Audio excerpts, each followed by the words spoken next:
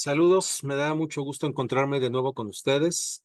Les doy la mejor de las bienvenidas a esta siguiente parte, la segunda parte del curso de Geografía Política. En este momento pueden apreciar en su pantalla nuevamente la carátula del curso que nos trae hasta el día de hoy en esta reunión. Voy a empezar primero con el primer bloque, que es el bloque de los filisteos. Los filisteos tuvieron su influencia principal en Israel o con el pueblo de Israel durante los siglos XIII al siglo XI antes de Cristo, el siglo XIII al siglo XI antes de Cristo. Este fue la época del apogeo de los política de los filisteos.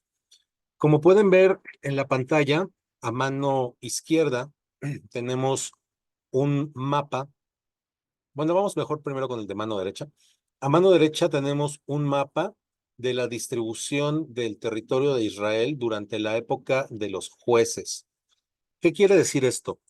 Para este momento en la historia ya había pasado el libro de Josué, ya se había narrado la manera en que el pueblo de Dios había pasado desde lo que es actualmente Jordania, cómo habían atravesado el río Jordán hacia la parte principal de la tierra prometida.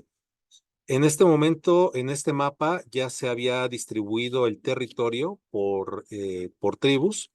Sin embargo, a pesar de haber estado dividido ya el territorio, eso no significaba que el territorio estuviera conquistado. Simple y sencillamente ya se habían asignado las fronteras territoriales, pero le correspondía al pueblo de Dios, a los israelitas, les correspondía ir y luchar por cada una de las regiones y de las ciudades que se les había otorgado. En este momento todavía podíamos encontrar a los diversos pueblos que estaban originalmente en esa zona, hablando de los filisteos, los cananitas, los amalecitas, jebuseos, jerjeseos y demás. Pero lo importante de este mapa es que, eh, considerando que ya se había distribuido la tierra, podemos ver las diferentes zonas, por ejemplo, lo que le correspondió a Judá, le correspondió, perdón, a Manasés, que era esta parte de aquí y toda esta parte que tenemos de acá. Por ejemplo, podemos ver lo que le correspondió a Rubén. Aquí tenemos a Moab, o Moab obviamente no formaba parte de las 12 tribus, era un pueblo extraño, extraño y no, extraño porque los moabitas eran descendientes si nos vamos hasta los primeros capítulos del Génesis, pues eran descendientes de los patriarcas, de los nietos y bisnietos de Adán. Hay un momento al principio de la escritura en donde se narra cómo hay diferentes pueblos y culturas que proceden de una familia en común, pero bueno, lo que nos interesa a nosotros es explorar a las 12 tribus de Judá. Así que vamos a hacer caso omiso de Moab. Pero ya tenemos aquí a Rubén, tenemos a Manasés, tenemos a Zebulón, tenemos a Aser en la parte de aquí arriba, tenemos a Neftalí, en fin, a las 12 tribus ya estaban aquí distribuidas en lo que está marcado en este mapa. Este mapa corresponde a el periodo de los jueces, del libro de jueces. Entonces, teniendo clara esa situación, podemos ya tener una primer radiografía de Israel en la cual los límites político-territoriales ya estaban aquí distribuidos. Ahora, si nos vamos al siguiente mapa, al que está aquí a un costado, lo que podemos observar es una zona más amplia. Es decir, este mapa muestra aquí al mar de Galilea, en esta parte de acá arriba, y aquí aparece el mar muerto. Lo correspondiente en el mapa que tenemos aquí al lado, aquí está el mar muerto, aquí más abajo. Y el mar de Galilea está aproximadamente por aquí donde estoy pasando el puntero del mouse. Este mapa no es tan claro, pero me interesó ponerlo porque lo que el mapa de la derecha muestra más o menos hasta donde estoy pasando el puntero del mouse, hasta aquí, ese era el límite. Este mapa marca un territorio mucho más amplio, en donde podemos ver, por ejemplo, el territorio que era parte de la influencia de los arameos. Todo esto era territorio de los arameos. Por acá encontramos a los asirios, Aquí tenemos a los hititas, aquí tenemos a los fenicios, que si me voy al mapa de la derecha, los fenicios llegaban un poquito más arriba, por acá por donde está el territorio de Aser. Y en sí, en realidad, el territorio de las 12 tribus es lo que estoy marcando aquí con el puntero del mouse, aquí en este círculo. Esta sección que tenemos aquí en un ashurado en rojo es el territorio de los filisteos, es decir, buena parte de la costa de Israel, que en este momento ya en el mapa de la derecha ya estaba distribuido, pero insisto, a pesar de que estaba distribuido, una buena parte de los pueblos que se encontraban en esta región no habían sido expulsados. Algunos, de hecho, nunca serían expulsados por desobediencia, principalmente del pueblo de Israel, que o fue irresponsable y no los combatió, o de hecho se asoció con ellos, o simple y sencillamente hay algunas tribus que decidieron pues no combatir. Ok, sabiendo esto, lo que estamos viendo en los mapas, puedo mencionar que hay varias teorías elaboradas, principalmente por arqueólogos, referentes a la manera en que los hebreos ocuparon la tierra de Canaán. Algunas de ellas no son compatibles con lo narrado en la escritura. Esto que estoy mencionando en este párrafo fue precisamente lo que comentamos en la clase anterior, que tiene que ver con las teorías que hay acerca de cómo los israelitas poblaron lo que conocemos hoy como tierra prometida, o lo que conocemos hoy también como territorio de Israel. Eso ya lo vimos la sesión anterior. A este periodo, al periodo en que los israelitas empezaban a tomar posesión de la tierra, lo conocemos como periodo de instalación, es decir, la época, los días, las fechas en las que el pueblo de Israel poco a poco empezó a hacerse de los territorios que Dios les había asignado. Denme un segundo, por favor.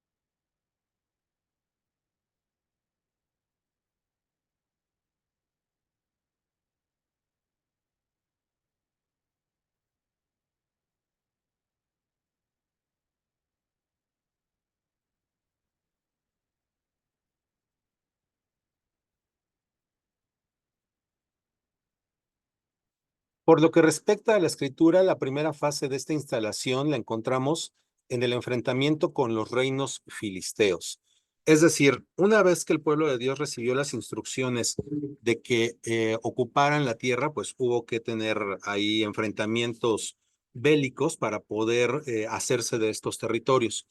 Algunos pasajes relacionados en la Biblia que comentan cómo fueron estos enfrentamientos, los tenemos, por ejemplo, en Génesis 26, en donde se menciona cómo Isaac y Abimelech, Isaac el patriarca, Abimelech rey de los filisteos, que ya había tenido historia también con Abraham en esa misma tierra. Bueno, entre Isaac y Abimelech hay conflictos por el agua. Ahí en Génesis 26, si usted lo consulta, si mal no recuerdo, a partir del versículo 12 en adelante, se empieza a narrar los enfrentamientos que empezaron a tener los trabajadores de cada uno de estos líderes. Entonces, ahí se insinúa, como estamos hablando de Génesis, de una etapa todavía temprana en el desarrollo de Israel, se insinúa de cierta manera como había cierta convivencia relativamente pacífica, cosa que no sucedería ya pasados el libro sobre todo de Josué, cuando ya hay un enfrentamiento frontal, no por convivir de manera pacífica, sino ya en un enfrentamiento franco por dominar la tierra. Esto de acuerdo a la aproximación clásica de cómo fue que los israelitas se hicieron de este territorio, como lo vimos en la clase pasada. Si tomáramos en cuenta los otros puntos de vista que vimos acerca de cómo se conformó Israel, pues definitivamente Génesis 26 quedaría un poco fuera de lugar. Sin embargo, me parece que todavía este relato en Génesis 26 no estaría muy lejano de la realidad o de cualquier controversia, porque, insisto, no había todavía las narraciones en donde había enfrentamientos francos, abiertos y claros por dominar el territorio. Ahí más bien todavía Israel estaba en una fase en la cual estaba ocupando de manera pacífica y casi como tributarios de los pueblos que se encontraban allí, la tierra a donde llegaban. Jueces 13 al 16, capítulos 13 al 16, nos narra la historia de Sansón y los filisteos, o como lo conocen más comúnmente en los círculos que no han estudiado mucho la escritura, pues encontramos ahí el relato de Sansón y Dalila y más, ¿no? Y más. La historia completa de Sansón está en Jueces del 13 al 16 y Sansón fue llamado por Dios para hacer frente a los filisteos, aunque como conocemos la historia, Sansón la mayor parte de su vida no combatió a los filisteos, sino prácticamente se asoció o permitió que los filisteos estuvieran en la misma región en donde a él se le había dado instrucciones de gobernar como juez. Más adelante tenemos en Primera de Samuel, capítulos 27 al 29, la historia de David y los filisteos, cómo hubo una relación un tanto extraña entre David y este pueblo, en algún momento combatiéndolo, en algún momento aliándose con ellos, pero para entrar en más detalles lo podemos ver en Primera de Samuel 27 al 29. El punto es que estos tres pasajes de la Biblia o estas tres indicaciones que tenemos allí dan referencia del diferente nivel de convivencia que hubo entre los filisteos y el pueblo de Dios, que, insisto, en algún momento dejó de ser una convivencia de vasallaje para convertirse en un franco combate abierto por el dominio de la región. Para esta situación, y a pesar de que poco se menciona a los egipcios en estos pasajes, los egipcios es cierto que tenían fuerte influencia en la región de Canaán. Es decir, en toda esta, me voy al mapa que está a mano izquierda. Aquí abajo están el territorio de Egipto, hacia abajo, más hacia la izquierda, fuera del mapa, y tenían un corredor de dominio en donde ese corredor de dominio y de influencia cultural pasaba por el territorio de los filisteos, pasaba por el territorio híjole, aquí sí me van a perdonar porque no alcanzo a ver las letras, pero también conectaba hasta inclusive con el territorio de los fenicios. ¿Por qué los egipcios podían tener influencia sobre toda esta región de la costa del actual Israel?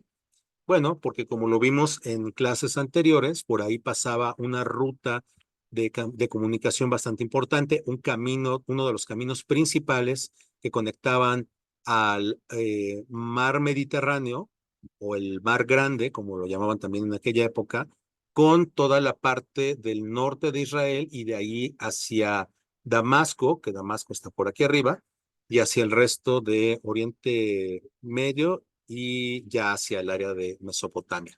Entonces, a pesar de que no se menciona, Egipto tenía frecuente presencia en toda esta región, que en el mapa a la izquierda estaríamos hablando de aquí. Es más, aquí en este mapa se ve esta ruta, la línea roja que tenemos acá.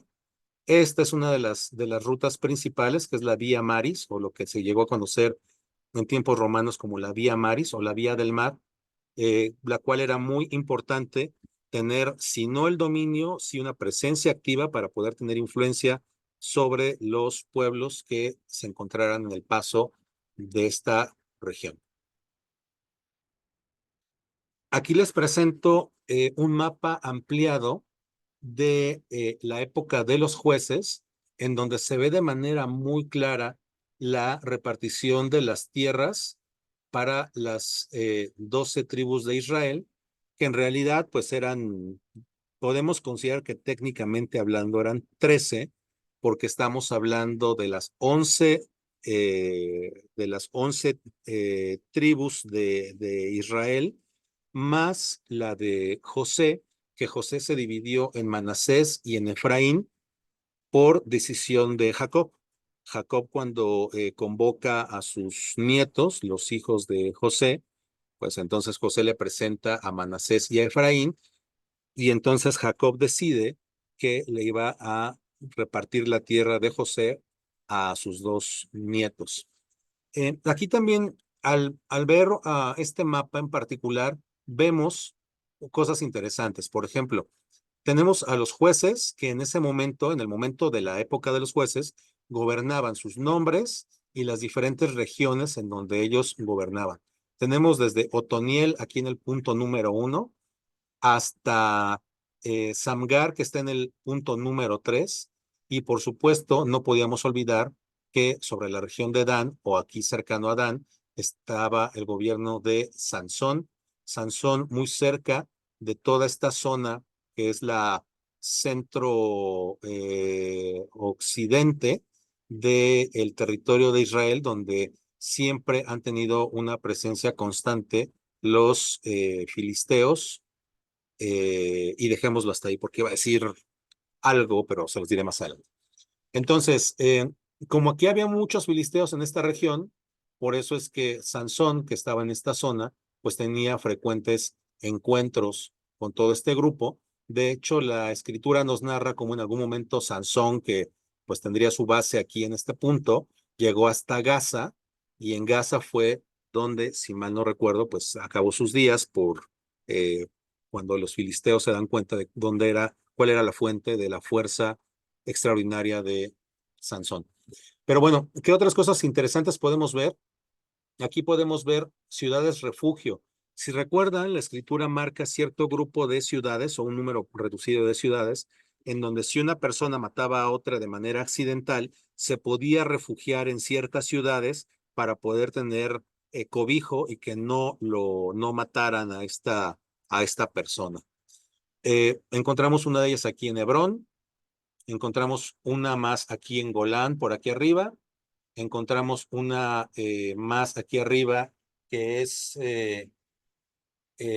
Kekles, si mal no recuerdo, disculparán, no tengo ahorita yo el nombre exacto de todas las ciudades, pero bueno, en este mapa, cuando ustedes puedan tener acceso a él, podrán ver las diferentes ciudades refugio en donde la gente podía tener resguardo, incluyendo, por ejemplo, Siquem, aquí hacia el centro, en el territorio de Manasés.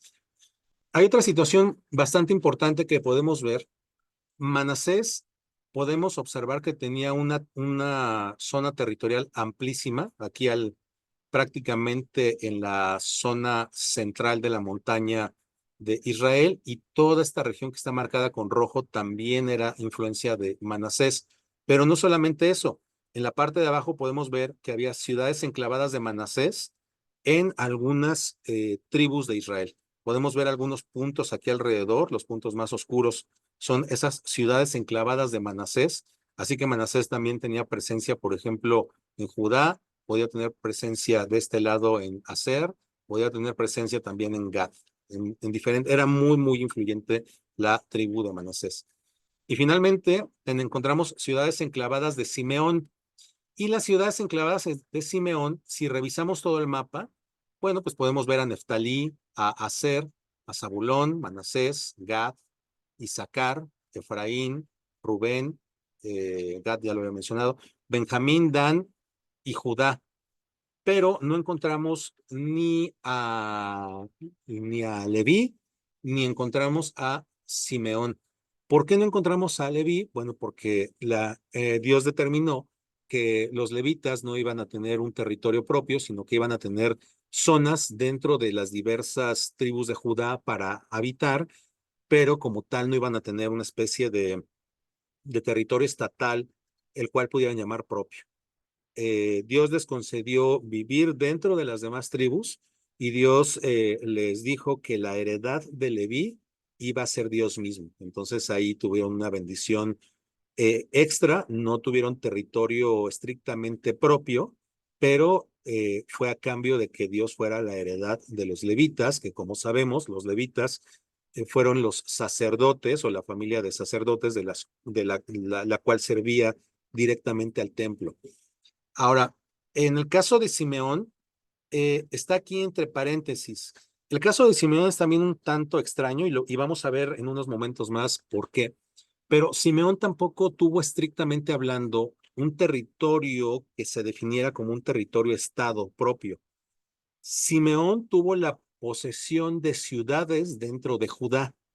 Las ciudades sí eran de Simeón, de la tribu de Simeón, pero no estaban interconectadas y no eran muy amplias, por lo cual no pudieron conformar una especie de provincia o estado de la tribu de Simeón.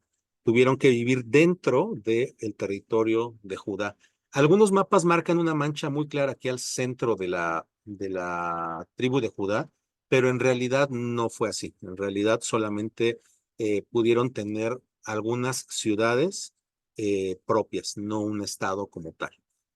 En la mano izquierda podemos observar un mapa con la situación hidrológica y orográfica de Israel. Este ya lo conocemos, lo hemos estudiado, no precisamente este, pero uno muy similar, lo hemos estudiado en ocasiones anteriores.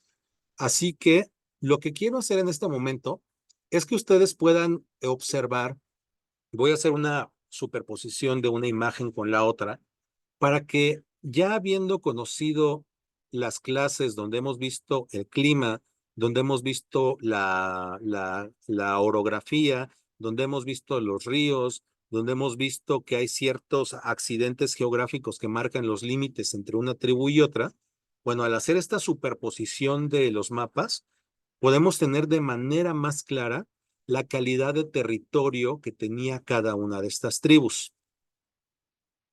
Y ahí está. Entonces, pongo un mapa a mano izquierda para que podamos hacer una comparación de estas manchas de color y lo tengamos más claro. Por ejemplo, en el tema de Judá, Judá tenía aparentemente un territorio muy, muy grande, como lo estoy marcando aquí con el puntero del mouse, que llegaba hasta este torrente, hasta este río, que muy probablemente era un wadi, es decir, un río de caudal temporal. Entonces, podemos decir, pues qué bendición tan enorme la de Judá, porque le tocó un territorio enorme, y todo compacto, todo junto, no como en el caso de Manasés, que estaba partido. Bueno, si hacemos esta comparación del territorio de Judá y vemos hasta dónde más o menos llegan las manchas de color, que es más o menos por aquí, lo estamos viendo. Bueno, lo que le tocó a Judá es toda esta zona en donde, si mal no recuerdan, junto al mar Salado o al mar Muerto, tenemos, como se ve aquí al fondo, una zona montañosa muy importante. Aquí también tenemos ya esto que se llama el desierto de Judá, que ya deben de poderlo ubicar. Pero toda esta región que está aquí, si mal no recuerdan, toda esta región es una región desértica. Todo esto es prácticamente desierto. De hecho, por aquí cerca está la ciudad de Beerseba, en donde también hay una discusión ahí en las citas bíblicas que acabamos de ver en las diapositivas pasadas, donde hay una discusión por un pozo. Y precisamente es porque la cantidad de agua disponible aquí es muy baja. Si mal no recuerdo, es menos de 100 milímetros de agua por año, como 100 litros de agua por metro cuadrado, lo cual es eso más o menos en la zona montañosa, lo cual es suficiente para tener ahí, por ejemplo, cultivos de trigo o de algún tipo de granos o tal vez de dátiles, pero no es suficiente para cultivos más desarrollados. Básicamente son granos resistentes a una zona relativamente seca. Entonces, Judá tuvo esta parte de gran desierto, tiene una colindancia aquí con el mar Salado, que pues el mar Salado no tenía peces, por eso se llama mar muerto, no hay vida en el mar muerto.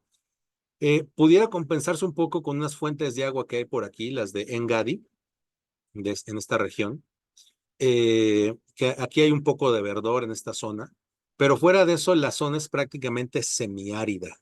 Entonces, sí, efectivamente, Judá tuvo una extensión de territorio bastante amplia, pero la mayor parte era desierto. Ahora, aquí otra situación hablando de un tema geopolítico. A Judá le tocó esta región relativamente grande, pero también le tocó lidiar con toda esta parte de la costa, en donde si nos vamos de este lado, está Askelón, está Gaza, está Ashdod, está Ecrón, que son ciudades filisteas. Eh, la mayor parte del tiempo hay un momento en la historia de los filisteos en donde hacen una eh, alianza de 5 ciudades y esa confederación de 5 ciudades está muy cerca una de la otra en esta zona de acá abajo, por lo cual el problema que tenía Judá constantemente con los filisteos era cosa de todos los días. Entonces, pues sí, le tocó un territorio grande, pero un territorio grande y complicado. Me iré hasta el norte, aquí en esta franja, donde está el territorio de Aser, y Aser llegaba hasta Sidón, llegaba a Tiro y Sidón, actualmente territorio turco. Jesús llegó hasta la región de Tiro, hasta esta ciudad de Tiro, en algún momento de su vida con la mujer sirofenicia, que la mujer que decía que hasta los perrillos necesitaban comer de lo que sus amos tiraban de la mesa. Si comparamos el territorio de Aser con la franja de color que le corresponde, bueno, tenemos que viene desde acá, en donde a Aser le tocó como propiedad del Monte Carmelo, un monte que tiene amplia vegetación de tipo boscosa, lo cual quiere decir que si hay bosque, pues es muy probable que haya fuente de agua o que la lluvia fuera interesante cuando era tiempo de lluvias para poder mantener el ecosistema en esa región. Luego vemos que le tocó toda esta parte de costa y mordía un tanto las montañas de los altos del Golán en esta parte de aquí. Entonces, Aser fue un pueblo perdón, una tribu costera. Como hemos visto en ocasiones anteriores, la Biblia no narra de manera explícita que el pueblo de Israel fuera un pueblo de pesca de aguas abiertas. Ellos pescaban en agua dulce, entiéndase básicamente el mar de Galilea. Pero pues tampoco se puede decir que no lo hicieran. El punto es que si formaba parte de su actividad económica, probablemente era una actividad de subsistencia, de poder tener peces para comer, pero no era una situación importante en cuanto a lo económico. Finalmente, ya ustedes tendrán el tiempo para estudiar este mapa con más calma. Revisaré 2 puntos en específico, 2 tribus adicionales. Una de ellas es Manasés, que tenemos aquí toda esta región en rojo y toda esta región en rojo por acá, que equivale a esta región de aquí, vean hasta acá abajo. Entonces, Manasés tuvo una bendición gigantesca, porque primero tenía un territorio que llegaba prácticamente hablemos aproximadamente de un 70% de la longitud del río Jordán. Ellos tenían contacto con ese río y con la actividad económica que eso representa. Tenían toda esta zona montañosa, inclusive la parte de Samaria. Samaria está en alguna región por acá. Entonces tuvieron un clima el propio que es del Valle del Jordán, que recordemos que está aproximadamente promedio 300 metros bajo el nivel del mar, así que el calor es importante allí, la humedad es importante allí y se podían dar cierto tipo de cultivos y de actividad económica. Tuvieron parte de las montañas más altas, hasta que están acá, digo, haciendo a un lado los altos del Golán, que no hay comparación con ellos, y también tuvieron una región de pantano y de costa en toda esta región que tenemos por acá. No lo puedo asegurar, pero es muy, muy probable que, aunque estamos hablando de épocas distintas, Cesarea Marítima se encontrara en el territorio que formaba parte de la tribu de Manasés. Ahora, Manasés también tenía toda esta región, además, ellos sí tenían acceso pleno a los altos del Golán, aquí en esta parte alta, o sea que los de la tribu de Manasés podían tener acceso a la nieve que existía de manera permanente en los altos del Golán antes del cambio climático. Tenían también acceso a toda esta parte que es una llanura muy grande, una llanura de pastos verdes, y cuando la escritura menciona a Basán, Basán es esta región de aquí arriba, es también muy frecuente que mencione sus pastizales y lo relacione con regiones donde el ganado pastaba y pastaba de manera abundante y por lo tanto era un ganado gordo. Entonces, la Biblia utiliza estas regiones de las pasturas de Basán como un símil de la abundancia, pero la abundancia utilizada para hacer el mal. Pero para fines de este estudio de geografía política, podemos entender que a Manasés le tocó una región bastante rica en nutrientes para el ganado, bastante noble para el ganado.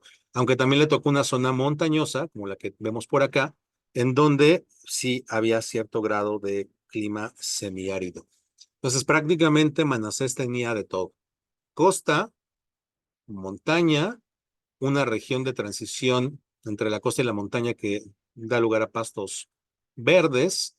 Tenemos una zona de río, tenemos esta zona de valle profundo, tenemos otra zona montañosa semiárida, tenemos los hielos permanentes y tenemos una zona de pastos verdes.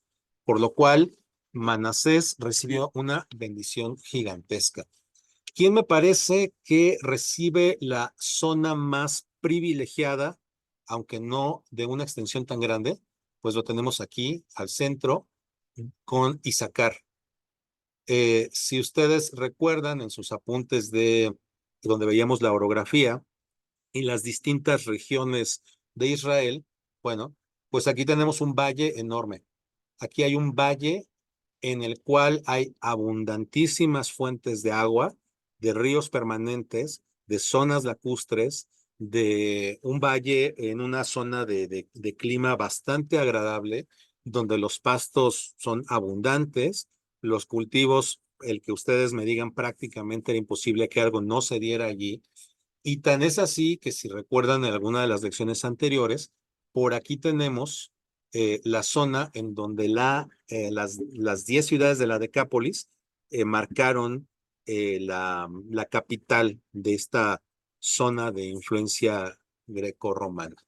Entonces, definitivamente aquí esto era una tierra maravillosa por donde además pasaba la ruta comercial que llevaba desde la zona de costa hacia la zona de Damasco. Entonces, esto además tenía un privilegio en cuanto a ruta comercial inmejorable. Me parece que Isaacar sacó en ese sentido una de las mejores tierras posibles, pero ya veremos un poco más adelante qué es lo que hace Isaacar con esta abundancia. Bueno, sé que hablar de geografía de Israel necesariamente nos lleva a hablar de las 12 tribus de Judá. O sea, es impensable. Y si se habían preguntado por qué no habíamos llegado a ese punto, bueno, estamos llegando en este momento, pero habría que tener todo el contexto climático, orográfico, de tema de ríos y de lo que ya hemos comentado en ocasiones anteriores para poder llegar a este punto y comprenderlo mejor.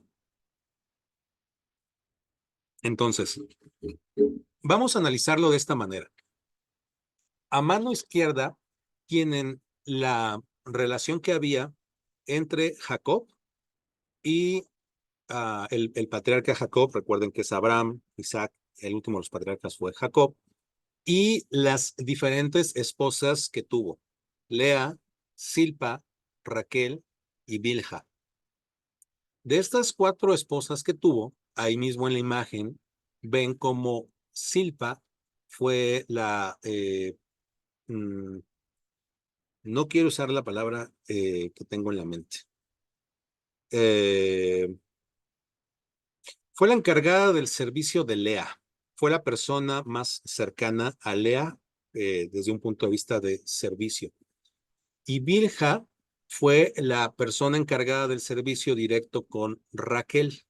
Entonces ahí están las flechas con sus respectivas relaciones entre la, la esclava y la ama, ¿no?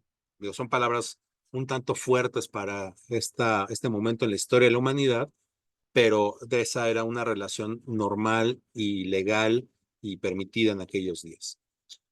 Y ahí en la parte de abajo podemos ver de manera también muy clara los hijos que tuvo cada una de estas mujeres. En el caso de Lea, y si recuerdan, Lea fue la primera esposa de Jacob, Jacob engañado por su suegro. Ya lo verán también en la escritura si es que no lo conocen todavía. Bueno, Lea fue la mujer que tuvo más hijos o que más hijos le dio a Jacob. Tuvo a Rubén, a Simeón, a Leví, a Judá, a Isaacar y a Zebulón. Luego, a la siguiente mujer que tenemos ahí, Silpa. Silpa le dio a Jacob dos hijos, Gad y Aser. A Raquel, la favorita de Jacob, por la cual originalmente había trabajado 7 años, le dio dos hijos, a José y a Benjamín. José con su tradicional capa multicolor, como lo menciona la escritura. Y finalmente Bilha le dio a Jacob dos hijos, Dan y Neftalí. Ahí viene el texto de Génesis 33:2, porque vamos a analizar la configuración geopolítica de las tribus de Israel o la distribución de las tierras con respecto a la relación cercana o no que tenía Jacob con cada una de sus mujeres y con cada uno de sus hijos. Esto me parece muy interesante plantearlo con ustedes. Primero, Génesis 33:2 dice, colocó en el frente a sus dos esposas esclavas. Hago una pausa por si no lo saben. Jacob en algún momento se encuentra con Esaú, su hermano, después de que no lo había visto durante mucho tiempo, y Jacob tiene miedo de que Esaú tuviera la intención de matarlo a él y todo lo que se refiriera a él, entiéndase, las esposas, los hijos, el ganado, los esclavos, o sea, toda todo lo que era su propiedad o todo lo que refiriera a su familia, Jacob pensó, me va a venir a matar. Y entonces de ahí viene Génesis 33:2, en donde se ve de manera muy clara la preferencia que Jacob tenía por cuál de sus esposas y cuáles de sus hijos. Y regreso, colocó enfrente a sus dos esposas esclavas, esto es Silpa y Bilha, la que tenemos acá, Silpa en amarillo, Bilha en verde, con sus respectivos hijos. Después a Lea está aquí en rojo, y por último a Raquel y a José. Raquel y José. Para este momento Benjamín todavía no nacía. Entonces, ¿qué nos está diciendo este versículo en particular? Que si Esaú, su hermano, iba a matar a alguien, Jacob prefería que primero matara a Silpa y a Bilha, es decir, a las esclavas de sus dos esposas, y a sus hijos, es decir, Jacob dijo, prefiero que maten a Silpa, a Gad y a Aser, prefiero que maten a Bilha, a Dan y a Neftalí, antes de que le hagan daño al resto de mis hijos y a mis otras dos esposas. Por eso es que luego menciona que en el frente, en esa línea de batalla, luego puso a Lea con sus hijos, es decir, ya si en dado caso de que exterminaran a Bilha y a Silpa y a sus hijos, luego prefería que acabaran con Lea y con todos sus hijos por el orden en que los puso en el frente. Y finalmente dejó a Raquel y a José. Es decir, la favorita era Raquel, de las esposas, la favorita era Raquel, el favorito de los hijos era José. Insisto, Benjamín todavía no nacía en ese momento. De acuerdo a esta preferencia, vamos a hacer un análisis, pero antes de ese análisis, les voy a compartir el significado de los nombres de los distintos hijos de Jacob, que están apareciendo ahí en su pantalla. Rubén, un asunto más. Los nombres los ponían las esposas, no Jacob excepto en el caso de Benjamín, es el único nombre que sí escogió Jacob, pero ahorita veremos ese detalle. Bueno, Rubén significa, él ha visto mi sufrimiento o mira un hijo. Cualquiera de los dos significados es válido. Ese fue el nombre que Lea le puso a Rubén. Luego, Lea le pone a Simeón, el que oye, refiriéndose a Dios que la oye. Luego, Leví, estar unido o sentir cariño, con ese anhelo pues, de que su esposo sintiera cariño por ella o estuviera unido con ella. Luego tuvo a Judá, al cual le pone alabanza, luego a Dan, al cual le llama, perdón, el significado es él juzgó o él vindicó. Luego está Neftalí, que significa mi lucha. Luego viene Gad, buena fortuna, hacer feliz y sacar recompensas, Zabulón, honor, José, que él añada, Benjamín, hijo de mi mano derecha, que este fue el único nombre que puso Jacob. Y todos estos nombres y todas estas historias las encontramos en Génesis 29, 30 y 35. Seguimos adelante entonces. Ok, vamos a analizar esposa por esposa, hijo por hijo. Raquel, como lo vimos hace unos momentos, Raquel era la esposa favorita. Y Raquel tuvo a dos hijos, José, el favorito de los favoritos, y Benjamín. Fíjense, acaba de aparecer ahí en la pantalla, dice José, el favorito, 12 de 13, 11 y luego una cita bíblica. ¿A qué se refiere esto? Lo que está en el paréntesis, en el primer paréntesis con números grandes, 12 diagonal 13, significa José fue el hijo número 12 de 13 que tuvo Jacob en total. José fue el hijo 12 de 13.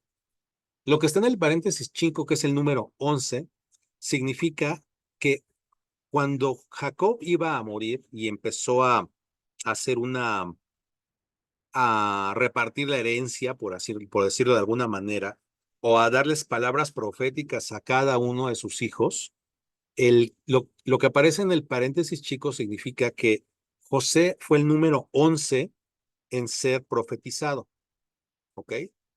Empezó por uno, siguió y llegamos al número 11 en la lista y José fue el número 11. Y ahorita vamos a ver la relación que hay entre el número de hijo que fue y el número que se le dio, que Jacob le dio profecía a cada uno de sus hijos. Las palabras que vienen abajo están en Génesis 49 del 22 al 26. Yo tomé la versión nueva traducción viviente para hacer este trabajo. Y entonces Jacob le profetiza a José. José es la cría de un burro salvaje, la cría de un burro salvaje junto a un manantial, uno de los burros salvajes sobre la cresta de la tierra. Los arqueros lo atacaron ferozmente, le dispararon y lo hostigaron, pero su arco permaneció tenso y sus brazos fueron fortalecidos por las manos del poderoso de Jacob, por el pastor, la roca de Israel. Que el Dios de tu padre te ayude, que el Todopoderoso te bendiga con bendiciones de los cielos de arriba y con bendiciones de las aguas profundas de abajo y con bendiciones de los pechos y del vientre. Que mis bendiciones paternas sobre ti superen las bendiciones de mis antepasados y alcancen las alturas de los montes eternos. Que estas bendiciones descansen sobre la cabeza de José, quien es príncipe entre sus hermanos. Ok. Jacob hace esta declaración de bendición sobre su hijo José. Y si vamos a Génesis 48, números 13, 8 y y versículo 16, números capítulo 13, versículos 8 y de ahí el 16, podremos ver en parte cómo esta bendición que Jacob derrama sobre José se hace realidad. Casi todas las bendiciones de Jacob sobre sus hijos se manifiestan a través de lo que sus descendientes hicieron. Entonces, es muy común que en la escritura encontremos que, me voy a inventar un nombre, perdón, cualquiera que sea. Carlos, de la tribu de Benjamín, hizo estas cosas. Y sobre lo que Carlos, hijo de la tribu de Benjamín, haya hecho, podemos ver que estas palabras se cumplieron, que esto que es un lenguaje profético un tanto abstracto, un tanto simbólico, cuando leemos la escritura y vemos a estos descendientes, entonces decimos, ah, ok, esta parte se está cumpliendo en esta persona. No necesariamente esta profecía fue para el hijo al que estaba bendiciendo, sino para lo que su tribu, sus descendientes iban a realizar. Más adelante pueden revisar Génesis completo 48 y números 13, 8 y 16 para poder entender más acerca de lo que estamos hablando. Ok, entonces uno podría pensar que esta profecía larga, larga, larga, larga sobre José, pues podría ser igual de abundante para el resto de sus hijos, pero vamos a verlo poco a poco. Antes de eso, ahí en el cuadro de las imágenes de las gráficas de la parte de arriba, al lado de cada una de las esposas apareció un número, siendo Raquel 1, Lea 2, Bilha 3 y Silpa 4. ¿Ok? ¿Por qué esta numeración? Porque de acuerdo a lo que vimos en la diapositiva anterior de Génesis, de las favoritas de Jacob, Raquel era la favorita, luego seguía en importancia Lea, luego seguía en cariño Bilha y la menos querida, por decirlo de alguna manera, era Silpa, por ser esclava de Lea, la segunda esposa favorita. Ahora, en la parte de abajo aparecen los nombres, perdón, sí, los nombres y los números que le he asignado a cada uno de los hijos de Jacob. ¿Y cuál es la lógica? La lógica es que si Raquel era la esposa favorita, sus dos hijos son los hijos favoritos de Jacob. Entonces, José era el favorito de los favoritos, tenía el número 1, y por ser hija de la esposa favorita, Benjamín llevaba el número 2. Luego entonces tendríamos que transportarnos a los hijos de la segunda esposa favorita y en orden de preferencia, de acuerdo al orden cronológico en el que fueron naciendo, tenemos a Rubén, a Simeón, a Leví, a Judá, a Isaacar y a Zebulón. Finalmente, bueno, sigue Bilha, que es la esposa número 3 en orden de afectos para Jacob. Entonces sus hijos ocuparían el lugar 9 y 10, y finalmente los menos favoritos serían los hijos de Silpa, con el número 11 y el número 12. ¿Por qué hago esta comparación? Porque vamos a ver de manera muy interesante al estar viendo geografía política, y como lo vimos en el estudio, en la sesión anterior, que la geografía política se encarga de las relaciones políticas y la distribución de o configuración de los estados, es decir, la distribución de la tierra, eh, por decirlo de manera muy, muy, muy sencilla. Entonces, ¿quién se podría esperar que tuviera la mejor distribución de tierra? Pues entendemos que José y que Benjamín, ¿no? ¿Quién podríamos esperar que tuviera la mejor segunda distribución de tierra? Pues entonces estaríamos hablando de Rubén, luego de Simeón, luego de Leví, luego de Judá, Isaacar y Zabulón, y así como viene numerado en la gráfica que está en la parte de arriba. Ahora, vamos a comparar qué tan favorito era el hijo en esta escala que les propongo con respecto a lo extenso de la bendición de parte de Jacob hacia cada uno de sus hijos, y no solamente la extensión en el texto, sino el contenido como tal de el mensaje que le dio Jacob ya cerca de su muerte a cada uno de sus hijos. Entonces, quedamos que José pues tiene este texto bastante amplio en donde prácticamente todo es una bendición tras bendición, tras bendición, tras bendición, tras bendición. Bueno, vamos entonces ahora con el segundo hijo favorito, Benjamín, o con el que en esta propuesta estamos pensando que sería el segundo hijo favorito. Benjamín, que como les mencionaba al principio, es el único nombre que escoge Jacob, todos los demás los escogieron sus esposas, pues aquí a Benjamín le tuvo que cambiar el nombre porque Raquel ya en el hecho de su muerte, pues le puso Ben-Oni, que es el hijo de mi tristeza, si mal no recuerdo. Entonces, pues Jacob dijo, no, no, no, no te puedo poner el hijo de mi tristeza, no podemos dejar que te quedes con Ben-Oni, sino vamos a cambiarte el nombre a Benjamín. Benjamín fue el último de los hijos, fue el hijo 13 de 13 y fue el hijo número 12 al que Jacob bendijo. Entonces, nosotros podríamos pensar, bueno, pues habrá bendecido luego a un hijo más, porque si fueron 13 y Benjamín fue el número 12, pues a alguien más está ahí faltando en la ecuación, pero vamos a ver. Las palabras que vienen a continuación están en Génesis 49, versículo 27, y según la Nueva Traducción Viviente dice así: Benjamín es un lobo rapaz que devora a sus enemigos por la mañana y reparte su botín por la tarde. Punto. Me parece un tanto fuerte porque, como les comentaba en la sesión número 1 de este estudio, necesitamos ver las historias detrás de la historia, lo que pensaba la gente, lo que sentían las personas, lo que experimentaban como seres humanos, felicidad, dolor, amargura, frustración, de la amplia gama de emociones que tenemos. ¿Qué pudo haber sentido un hijo que inmediatamente después de José es bendecido? Quiero yo pensar que Benjamín esperaba, al ser hijo de la esposa favorita, me imagino que Benjamín estaba esperando una bendición gigantesca como la que le acababa de dar a José. Y sin embargo, Jacob le dedicó 3 líneas de bendición. Es un lobo rapaz, devora a sus enemigos por la mañana, reparte su botín por la tarde. No sé cuál fue el pensamiento de Benjamín, pero sí con respecto a las palabras que le dirigió su padre, que prácticamente fueron las últimas palabras, pero sí me puedo imaginar que sintió una decepción muy profunda, esperando que por lo menos tuviera o se acercara al nivel de cariño que Jacob mostró por José. ¿En qué versículos o en qué pasajes de la Escritura podemos ver cómo se cumplieron estas palabras de Jacob sobre la tribu de Benjamín? Pues ahí lo tenemos y podemos recurrir a Jueces 3 del 15 al 23,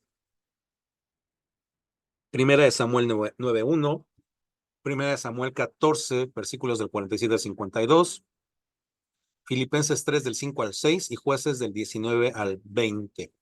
Y Jueces del 19 al 20, también si mal no recuerdo, hace referencia a la vida de Sansón.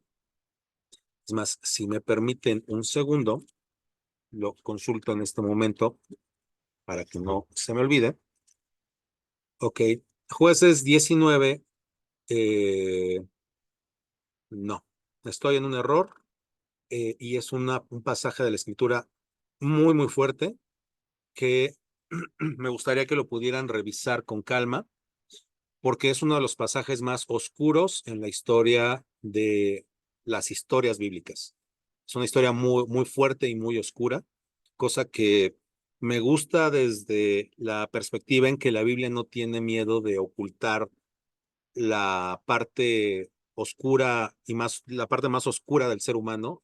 Eso nos da a entender o nos revela que Dios está consciente de lo que habita en la profundidad de nuestros corazones y que Él está dispuesto a escucharlo, a tomarlo y a transformarlo. Entonces, ¿por qué este periodo tan oscuro se narran Jueces del 19 al 20? Bueno, entre otras cosas, para los fines de lo que estamos estudiando, es para que se pudiera quedar testimonio de que estas palabras dichas por Jacob sobre Benjamín se hicieron realidad respecto a repartir el botín por la tarde y a devorar a los enemigos por la mañana, y a la mención del lobo rapaz. Ya que lo lean, se les quedará mucho más claro este asunto. Bueno, entonces, vamos con los siguientes hijos. Acabamos con los de Raquel, ahora vamos con los de Lea. Lea, como ya vimos, tuvo a Rubén, Simeón, Leví, Judá, los mayores, Isaacar y Zebulón, los más pequeños de este grupo. Acaba de aparecer un asterisco entre Rubén y Bilha, y esto lo vamos a entender con el siguiente texto. Rubén fue el primogénito, fue el primero de 13. Fue el primer hijo producto de pues una trampa, ¿no? Que también para quienes ya conozcan la historia, sabrán que la primera esposa tuvo que haber sido Raquel, pero bueno, intervino en la familia política y creo que hasta nuestros días, cuando interviene la familia política en asuntos de dos, esto se vuelve muy complejo. Entonces, por esta intervención, Rubén fue el primogénito, fue el hijo número 1 de 13, y entonces fue el número 1 en cuanto a ser profetizado. Aquí Jacob le respeta a Lea y a Rubén el derecho de primogenitura en cuanto al orden de acérquense hijos y les voy a empezar a profetizar o a heredar, porque este evento servía para las dos cosas, ¿no? Para hablar acerca del futuro de sus hijos en cuanto a lo espiritual y los logros, pero también hablaba de un tema de propiedades. Entonces, esto está en Génesis 49, del 3 al 4, y dice Rubén, tú eres mi hijo mayor, mi fuerza, el hijo de mi juventud vigorosa. Tú eres el primero en rango y el primero en potencia. Y yo creo que mientras estaba escuchando esto, Rubén dijo, wow, o sea que mi papá, después de haber mostrado su preferencia toda su vida por José, pues ya por fin reconoció aquí el primogénito y entonces qué bien empezamos. Sin embargo, le dice, ya cuando estaba su corazón todo emocionado, le dice, pero eres tan impetuoso como una inundación y ya no serás más el primero. Entonces, después de haber estado así como que, wow, esto viene algo muy grande, fue caer al precipicio, porque dice, pero ya no serás más el primero, con una razón muy poderosa. Pues te acostaste con mi esposa, deshonraste mi cama matrimonial. Esto se narra, este pasaje al que se está refiriendo Jacob está registrado en Génesis 35:22. Y es muy curioso cómo esta situación tan lamentable que comenta Jacob hasta el final de sus días, en el momento en el que sucede, Génesis no deja registro de que Jacob le haya reclamado en ese momento ni a Rubén ni a Bilha. Como que simplemente pasó y guardemos silencio. No se menciona absolutamente nada más que el hecho de que sucedió. Pero Jacob, siento, interpreto que a lo largo de su vida fue un hombre algo rencoroso. Eh, todos conocemos la historia de Jacob. No voy a decir nada que no esté escrito en la Biblia. Jacob era un tanto hábil para la maña, para la trampa, para el engaño. En algún momento lo corrigió, lo pagó muy caro, eh, pero siento que esta situación, esta ofensa tan grave, me llama mucho la atención que esperó hasta el último día de su existencia o los últimos días de su existencia para decirle realmente a Rubén lo que pensaba. Hay quien le podrá dar una lectura distinta y está bien, aquí estamos para compartir ideas y para debatirlas si es necesario, pero una de las lecturas que le doy es esa, ¿no? Me llama mucho la atención cómo permitió que Rubén al principio se emocionara un tanto con esto de la primogenitura para que finalmente pues le dijera, fíjate que esto no va a suceder. Pudo haber sido, pero no fue por esto muy grave que hiciste. Seguimos, y bueno, antes de esto, comparen la cantidad de texto que Jacob le dedica a José, que va a ser nuestra referencia por ser el favorito, con la cantidad de texto que le dedicó a Rubén. Sin embargo, pues como Rubén era el primero al que se le profetizaba, todavía el evento con José no sucedía. Bueno, pues Rubén fue como el punto de referencia ahorita central en tiempo real de las bendiciones para saber cómo iban los demás. Luego toma a dos en un solo paquete. A Simeón y a Leví decide profetizarles y, y pues no sé si bendecirles, pero sí profetizarles dos en uno. Ni siquiera se tomó la molestia de decir, los voy a hacer por separado, vénganse para acá a los dos les voy a dar la misma cantidad o el mismo mensaje, quiero que estén presentes. Simeón y Leví fueron el hijo 2 y 3 de 13, con lo cual hasta este momento todavía Jacob los estaba llamando en orden de nacimiento, que es como se supone debería de haber sido para repartir las bendiciones de acuerdo al mayor al menor. Y Simeón y Leví es el hijo 2 y 3 en ser profetizados. Insisto, hasta aquí toda la cosa va en orden. Lo que les dijo, según Génesis 49 del 5 al 7 en la Nueva Traducción Viviente, es: Simeón y Leví son tal para cual. Sus armas son instrumentos de violencia. Que jamás tome parte yo en sus reuniones, que nunca tenga nada que ver con sus planes. Imagínense a dos hijos escuchar a su padre decirles esto: no quiero tener nada que ver con ustedes. Y además, más humillante, porque los llamó a los dos juntos, no los dijo de manera separada. Y les da una razón, pues en su enojo asesinaron hombres y por diversión mutilaron bueyes. Y peor aún, maldito sea su enojo porque es feroz, maldita sea su ira porque es cruel. Los esparciré entre los descendientes de Jacob, los dispersaré por todo Israel. Y aquí entro de lleno a un tema de geografía política. Al decirles a estos dos hijos suyos que los va a esparcir entre Jacob y por todo Israel, no les está asignando un territorio directo como a los demás hijos. Luego entonces su influencia geopolítica eh, se vería sesgada o se vería acotada por el territorio que sus hermanos quisieran cederles. Y si recuerdan cuando vimos en el mapa, es más, aquí está el mapa que está aquí abajito, que lo dejé en chico. Si ustedes, insisto, como lo comenté al principio, si ustedes buscan en el mapa dónde está Leví, pues no van a encontrar ni un Leví, ¿no? No como estado, no como un territorio, una provincia. Ni van a encontrar a Simeón a pesar de que hay mapas que ponen a Simeón con una mancha. Es que eso no sucedió. Aquí claramente lo había dicho Jacob acerca de Simeón: los esparciré entre los descendientes de Jacob, los dispersaré por todo Israel. Y se cumplió. Simeón estuvo disperso dentro de Judá, como lo vimos anteriormente. Ahora, aquí hay algo bien importante, pero antes de continuar, Génesis 34 es donde se narra el episodio en el cual Simeón y Leví desobedecieron y les trajo la consecuencia que en este momento Jacob les estaba haciendo patente de manera muy, muy clara. Aquí hay algo bien relevante.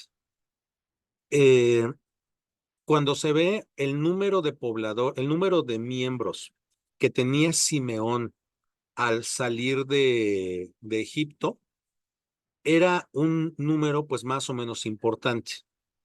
Cuando se revisa ese mismo número en la escritura del número de pobladores que había de la tribu de Simeón ya cuando entraron y tomaron posesión de la tierra prometida, el número había descendido bastante. Entonces, de ser una tribu importante, se volvió en números en una tribu secundaria, en una tribu menor, se podría decir. La profecía de Jacob se estaba cumpliendo, pero aquí hay algo, insisto, muy interesante. Como dice un dicho en México, y creo que se aplica para toda América Latina: si del cielo te caen limones, pues aprende a hacer limonada. Simeón, en algún momento, junto con el resto de las tribus, tuvo la oportunidad de mantenerse fiel a Dios. Y sin embargo, los descendientes de Simeón decidieron que no lo iban a hacer, que preferían seguir al resto de los hermanos. Y por esa razón, la profecía siguió adelante, se dispersaron y disminuyeron en número. Ahora, en el caso de Leví, cuando hubo la oportunidad de que los descendientes de Leví tomaran partido por lo que Dios mencionaba que era correcto, ellos dijeron: sí, sí participamos de eso, no, no vamos a participar de la invitación que nos están haciendo para hacer lo malo ante los ojos del Señor. Y aunque la profecía de Jacob se cumplió dispersando a Leví, en el caso de Leví la dispersión fue una bendición, porque sí efectivamente fueron dispersos, porque efectivamente no tuvieron un estado o una provincia propia, pero Dios les dio la bendición de ser dispersos y de ser de que Dios mismo fuera la heredad de, de los levitas. Y entonces Dios resuelve dos cosas de un solo tiro. La dispersión de los levitas fue útil para que hubiera sacerdotes por todas las tribus de Israel, con lo cual su palabra iba a llegar a cada una de las tribus y su representación iba a llegar a cada una de las tribus. Y para Leví fue una bendición porque no tenemos terreno, pero tenemos a Dios mismo como nuestra heredad. Entonces, es bien importante la interpretación teológica que se le puede dar a esto. Cualquiera que sea la situación que esté viviendo usted en este momento, depende su nivel de obediencia o su nivel de alinearse a la voluntad de Dios. Si lo que en este momento le sucede es una profecía oscura que se vuelve en algo bueno, o una profecía oscura que realmente termina siendo para disminuirlo, para afectarle más de lo que debía de afectarle originalmente. Y eso en geografía política se traslada en los territorios, que además, se lo digo con toda franqueza, no lo he revisado, pero capaz de que si revisamos las ciudades que recibió los descendientes de Simeón contra las ciudades que recibieron los descendientes de Leví, no creo equivocarme en que Leví recibió ciudades con mejores tierras que las que recibió Simeón y su descendencia. Sería un buen ejercicio que lo hiciera para que podamos entender todavía a un nivel más profundo lo que pasó aquí en la escritura. Bueno, vamos ahora con el siguiente hijo. Ya vimos a Rubén, Simeón y Leví. Vamos ahora con Judá. Judá, la tribu sobreviviente, fue el hijo 4 de 13 y el cuarto al que se le dio un mensaje. Y hasta aquí con Judá todavía vamos en el orden adecuado, 1, 2, 3, 4. Lo que se le profetizó está en Génesis 49 del 8 al 12 y lo marco como la tribu sobreviviente porque fue la tribu mayoritaria que resistió más tiempo ante los embates de los diferentes imperios que acosaban el territorio que Dios les había dado a sus hijos, a su pueblo. Si usted conoce la historia, sabe de qué estamos hablando. Si no, lo vamos a ver cuando lleguemos precisamente a las siguientes secciones de este estudio, cómo Judá fue el pueblo que finalmente cae, pero fue el último en caer.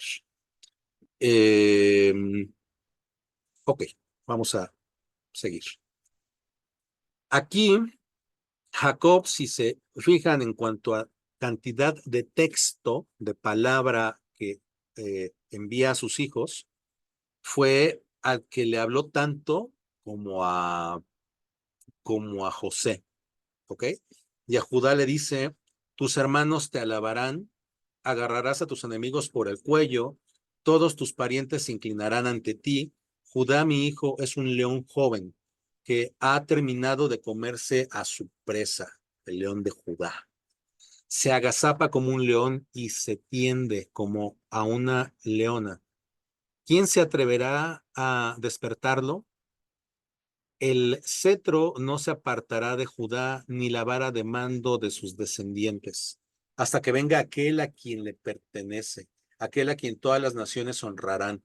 Él ata su potro a una vid, la cría de su burro a una vid escogida, lava sus ropas en vino, sus vestidos con el jugo de las uvas.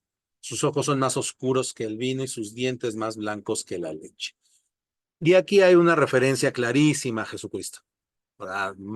Nosotros que ya conocemos la historia del Antiguo y del Nuevo Testamento, por eso subraya Judá. Judá fue la tribu sobreviviente, necesitaba sobrevivir de alguna manera porque a través de ella iba a llegar Jesucristo en carne y hueso a esta tierra. Podemos tener dos referencias breves porque si nos detenemos aquí a hablar de Cristo, pues nos detenemos cursos enteros. Pero para hablar del cumplimiento de esto, de esta profecía o de esta declaración sobre Judá, podemos asistir a Génesis 44, del 18 al 34, y finalmente Apocalipsis 5:5. Y si me permite, Apocalipsis 5:5, lo voy a leer de una vez. Me parece relevante que lo veamos en este momento. Apocalipsis 5:5, en la Nueva Traducción Viviente dice: pero uno de los 24 ancianos me dijo, deja de llorar, mira el león de la tribu de Judá. Aquí en el texto acabamos de ver cómo se refiere a Judá como un león. El heredero del trono de David ha ganado la victoria. Él es digno de abrir el rollo y sus 7 sellos. Es que, francamente, de todas las profecías que se pudieron haber hecho a los hijos de Judá, esta era la más trascendente y él no sabía, creo que nunca imaginó de lo que le estaban hablando. Fue una profecía demasiado profunda que creo que ni él mismo, ni Judá mismo entendió cuando se le estaban diciendo. Sin embargo, y regresando un poco al contexto del ambiente, de lo que estaba pasando en ese momento, es probable que Rubén, Simeón y Leví hubieran escuchado lo que se profetizó sobre Judá. Y aquí tiene un añadido a esta situación. Judá recibió esta bendición gigantesca, enorme, brutal. Esta bendición, creo, le correspondía a Rubén porque era el primogénito. No la recibió Rubén por el acto que había hecho contra su padre, durmiendo con una de sus esposas, que es Bilha. Entonces Rubén perdió este derecho, ¿no? Luego, Simeón era el siguiente en la lista, si seguimos un orden jerárquico estricto. Simeón era el siguiente, y después de Simeón seguía Leví, o sea que cualquiera de los dos le pudo haber correspondido esta bendición. Sin embargo, el haber desobedecido a su padre y habiendo causado o habiendo provocado, como dice aquí, en su enojo asesinaron hombres y por diversión mutilaron bueyes, maldito sea su enojo porque es feroz, pues en un acto de franca rebeldía, eh, arruinaron la herencia que les correspondía. Por eso es que tenemos que ir hasta el cuarto, que es Judá, el, pues el que era medianamente digno y merecedor, de acuerdo a esta jerarquía del más viejo al más joven de los hijos. Pues el primero que podía cumplir con el requisito de recibir esta profecía enorme había sido Judá, aunque Judá pues también tenía historia cuando pasa el tema de arrojar a José a la cisterna, pero esa es una historia complementaria que puede revisar en Génesis en su escritura.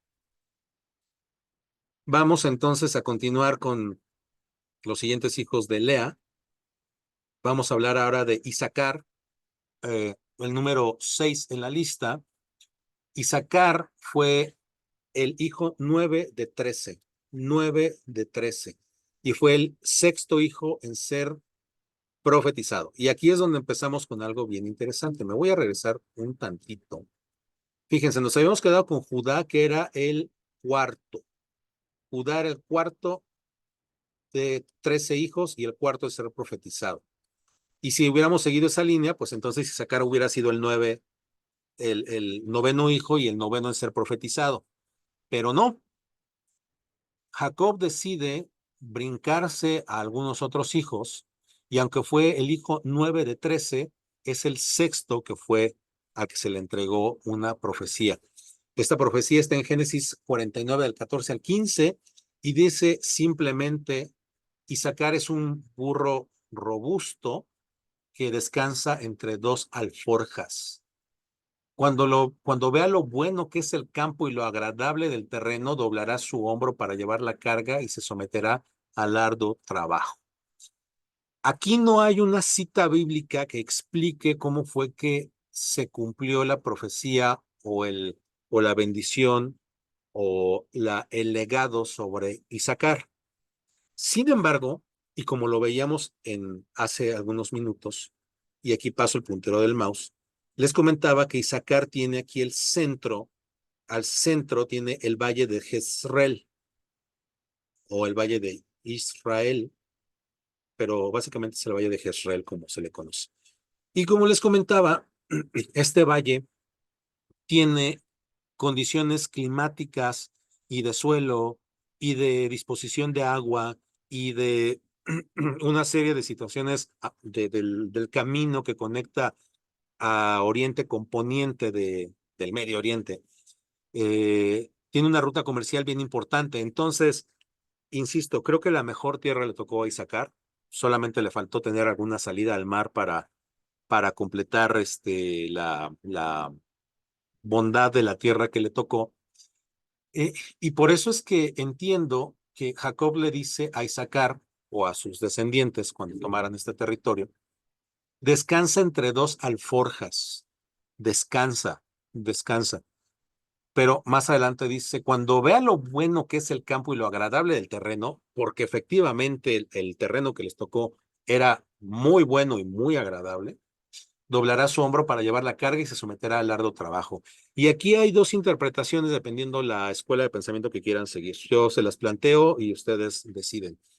Una escuela de pensamiento dice que la tierra era tan buena, tan buena, tan buena, tan buena que se volvieron flojos, porque lo que ahí sembraran prácticamente silvestre brotaba. Y entonces por eso doblará su hombro para llevar la carga y se someterá al arduo trabajo.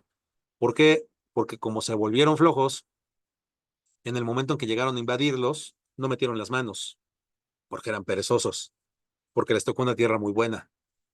Y entonces cuando llegaban los invasores, que también querían esa tierra, como no la defendieron, tuvieron que someterse al arduo trabajo de quien sí la supo defender, de quien sí supo hacerse de ella y de quien también se dio cuenta es una muy buena tierra, vamos a hacer que produzca.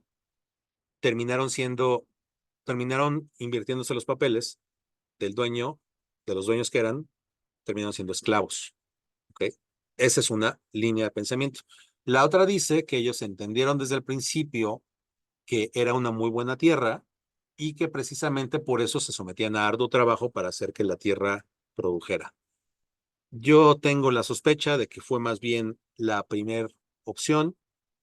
También cabe la alternativa de que las dos formas de pensar sean adecuadas, en tanto que hubo un momento en donde luchaban por su tierra, producían, las cosas brotaban con mucha facilidad y que en el momento de la guerra y en el momento de la batalla, al perderla, la tierra era tan buena que tuvieron que pasar de dueños y de productores a esclavos y dejar que alguien más los dominara. Pero eso lo dejo a su criterio para que lo pueda analizar. Simple y sencillamente estamos viendo desde el punto de vista geopolítico cómo una profecía se cumplió, se hizo realidad y las diversas interpretaciones que tiene y el terreno que finalmente se le atribuyó a Isaacar, que era, insisto, de lo mejor que podía haber. Zabulón, el 10 de 13, Zabulón fue el hijo 10 de 13, pero aquí curiosamente, a pesar de que Zabulón, que aquí está, se lo voy a poner aquí con el puntero del mouse, aquí está Zabulón, fue el último hijo de Lea, uh, nació después de Isaacar, pues aquí tenemos en el paréntesis pequeño, que decide Jacob brincarse a Isaacar y primero le profetizó a Zabulón, cosa también muy extraña y cosa que también habla de las preferencias que tenía y de los afectos que Jacob tenía por sus distintos hijos. Se brincaba el protocolo, como que a Jacob no le importaba mucho el protocolo, creo que hasta el final de sus días dijo, yo hago aquí lo que me da la gana y si me los quiero brincar, me los brinco.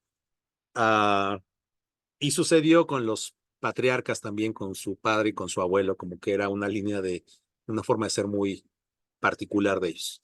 Bueno, ¿qué le dijo a Zabulón en Génesis 49:13? Zabulón se asentará junto a la costa y será un puerto para los barcos. Sus fronteras se extenderán hasta Sidón. Punto.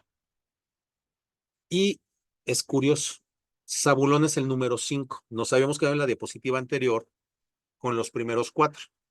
Después entramos con esta diapositiva con el número 6 y luego el número 5. Lo cual quiere decir que Isaacar fue el último en escuchar lo que se le estaba profetizando a él. Había escuchado lo que le había dicho a su hermano Zabulón. su padre Jacob. Entonces, es muy raro porque además también no hay, o al menos no que yo conozca, no hay un registro dentro de la escritura en donde se sepa qué pasó con la tribu de Zabulón y si se cumplió o no se cumplió lo que aquí está profetizado, o al menos sí les puedo decir algo, hasta donde sabemos al día de hoy, Zabulón nunca llegó hasta Sidón, nunca. Eso fue territorio de Aser. ¿Qué pasó con Zabulón? ¿Por qué a pesar de que se le había profetizado que se asentaría junto a la costa y que sería puerto y que llegaría hasta Sidón, por qué nada de eso se cumplió o al menos nada de eso sabemos nosotros que se haya cumplido hasta el día de hoy? ¿Por qué no hay registro? ¿Por qué no pasó? No sabemos. Me parece que teológicamente también le podemos dar una interpretación muy interesante porque a pesar de que tú tengas una profecía a tu favor, si no haces lo necesario para cumplirla, no va a suceder. Tienes que hacer lo que te toca. Ah, y no me estoy refiriendo a que venga un profeta contemporáneo a profetizarte y a decirte algo a ti directamente, porque también sabemos, por desgracia, que hay mucho profeta que no lo es, que dice lo primero que le pasa por la mente y luego la gente corre tras ese mensaje pensando que es realidad, cuando fue la emoción del momento y se acabó. La profecía más clara o las profecías más claras que tenemos las tenemos en la escritura de parte de Cristo, en el Nuevo Testamento. Ah, tenemos mensajes de profecía en un sentido de hablar con la verdad, desde el Antiguo Testamento, en donde Dios promete protección, donde Dios promete cuidado, donde Dios promete ser padre, donde hay muchísimas, pero entiendo yo que si no hacemos lo que a nosotros nos toca para que esto se cumpla, nos puede pasar como a Zabulón, que ciertamente le tocó una muy buena tierra, ahí a un lado de Isaacar. No era tan buena como la de Isaacar, pero seguía siendo muy buena. Pero francamente, hasta donde sabemos, no llegó a la costa, no tuvo puertos, no llegó a Sidón. No sería tampoco extraño, porque durante las narraciones del libro de Josué, perdón, durante las narraciones del libro de Josué, se sabía que hubo tribus que tenían el potencial de conquistar ciertas ciudades que nunca fueron conquistadas porque no fueron por ellas. Entonces, me parece que esto hace sentido. Bueno, Dina me parece un ejemplo bien, pues para mi manera de pensar, desde esta época y desde esta parte de la historia, me parece triste. Dina fue la única mujer, fue la hija número 11 de 13. Por eso es que ahí tenemos como números de hijos 13 y no 12, como las 12 tribus. Dina fue la mujer, fue la hija número 11 de 13 y no se conoce ninguna palabra profética que Jacob le haya dirigido. No podemos saber cómo las hijas procesaban este tipo de situaciones en aquella época, no al menos que yo sepa. Probablemente le pudo haber parecido normal y no tuvo ningún empacho. Sí recuerdo de algún momento en la historia bíblica en donde había mujeres que quedaban, entre comillas, desheredadas porque los varones que existían en su familia morían todos y entonces en algún momento alguna de ellas llega a pedir una intervención especial para que ellas recibieran directamente la herencia ya que no había nadie que la recibiera en su nombre. Entonces, de que había un interés en poder tener algún grado de protección material, pues no sé si todas, pero había mujeres que sí les interesaba y estaba bien.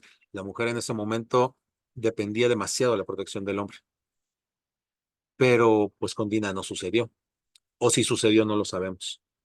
Eh, Simplemente quería hacerlo notar, porque por eso en el mapa geopolítico la influencia de Dina, si existió, no se ve reflejada. Y de hecho, bueno, Dina tuvo una vida complicada por lo que sucedió en su existencia, pero también lo pueden revisar en la escritura. Ok, vamos ahora La mujer número 3, Bilha. Bilha, esclava de Raquel, tuvo dos hijos, Dan y Neftalí. Los hijos casi últimos, 9 y 10. Dan fue el primer hijo del plan emergente. Fue el hijo 5 de 13 y fue el séptimo en ser profetizado. Séptimo en ser profetizado. Entonces, si seguimos aquí la línea, 1, 2, 3, 4, 5, ok, tenemos por acá. Lo que se le profetizó a Adán fue el hijo, perdón, está en Génesis 49 del 16 al 18, y se le profetizó lo siguiente. Dan gobernará a su pueblo como cualquier otra tribu de Israel. Pero pues hasta ahí no hay un mensaje especial para Dan. Dan será una serpiente junto al camino, una víbora venenosa en el sendero que muerde los talones del caballo para que caiga el jinete.